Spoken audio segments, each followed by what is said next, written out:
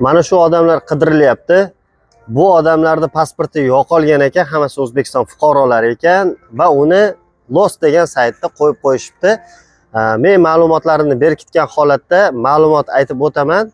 Agar siz kuzatib turgan bo'lsangiz, mana shu pasportlaringizni yoki boshqa yo'qolgan buyumlaringizni Koreyaning Lost 112 saytidan topsangiz bo'ladi. Buni politsiya yoki topgan odamlar mana shu saytga qo'yishadi. Uni elchixonaga borib pasportingizni yangilab O'zbekistonga bilet olib bordi keldi qilib 15 kun kutgandan ko'ra mana shu saytdan topishingiz osonroq bo'ladi. Kirib ko'rdim.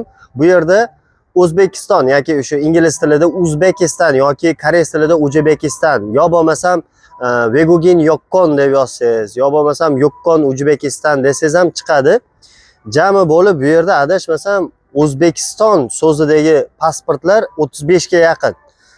Vegugin Yokkon desangiz o'sha 1000 ta, 600 ta, 700 ta chiqyapti.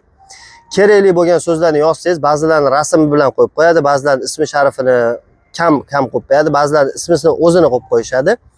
Ichiga kirib topsanglar bo'ladi. Bugun elchixonaga borgan edik, yaqin ukalarimiz ana shu pasportni yo'qotish bo'yicha borishgan ekan va o'sha hujjatlar qilish kerak, kutish kerak, O'zbekistonga bilet olib borib kelish kerak, to'g'irlash kerak. Koreyada qilsa ham qimmatga tushadi, 2-3 oy kutadi, adashmasam. Undan ko'ra mana shu saytga kiringlar.